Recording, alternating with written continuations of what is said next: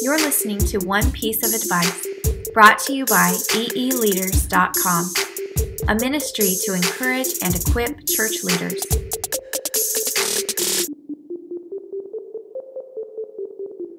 Hi, I'm Jason Sanchez, director of the House of Blessing Orphanage in Bachiniva, Mexico. I've been in ministry in some way, shape, or form for the last 15 years.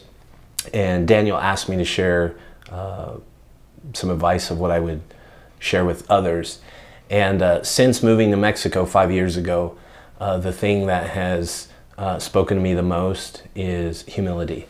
And I think this is so crucial for leaders and pastors because it is our human nature, especially in a position of leadership, power, where people look up to you, people are serving underneath you, maybe they're on your staff. It is so easy for us to naturally, in our flesh, just let that puff us up. And many men have fallen, not just as a result of infidelity or misuse of funds or anything, but I think ultimately it's as a result of pride and just thinking that we are something that we're not, and somehow we reach a status where we don't need the reliance on the Lord so much. I think of James 4:10, humble thyself in the sight of the Lord and he will lift you up. And so moving down to Mexico and directing an orphanage, it put me in a position where I had never been in before. Not only was I receiving sort of praise and applause from the Christian group of individuals, but a lot from the secular. Because if you talk to anybody about what you do and you say, hey, I direct an orphanage, I work with orphans, everybody thinks that's great. And they think it's just the greatest thing and everybody wants to help.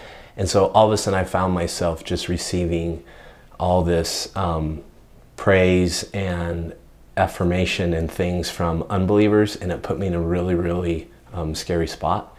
And I realized that one morning when the Lord sort of reminded me of that.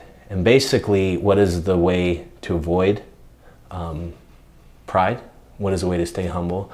I would say, think back to when you were maybe just serving at the church, doing facilities, before you were on staff, before you were on full-time, before you were in a place of speaking into people.